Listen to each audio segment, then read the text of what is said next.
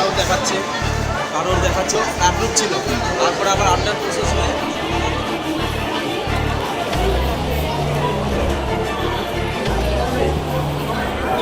Apply করেছি তা আমি কার নামে অ্যাপ্লাই ছিল? বাবলি শাহ আমার ওয়াইফের নামে।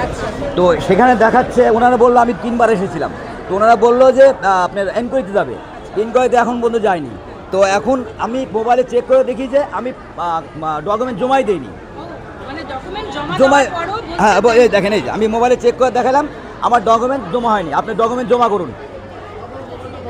এই যে তো আমি ডকুমেন্ট জমা করি, তার প্রমাণ এটা আমার রিসিপ্ট কপি।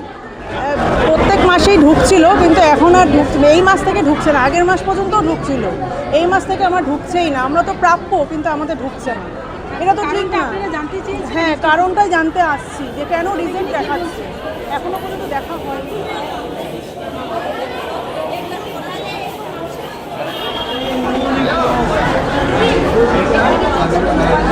পাচ্ছি না 2 মাস থেকে। পরে হচ্ছে এখানে আসলাম, বললো হচ্ছে রিজেক্ট হয়েছে। তো আমরা বললাম রিজেক্ট হওয়ার কারণটা কি, সেটা তো আমরা জানলে তো ওইটা সমস্যার সমাধান করব। বলছে রিজেক্ট হয়ে গেছে মানে আমরা কিছু করতে পারবো না, এর মানে আমরা কিছু জানি না।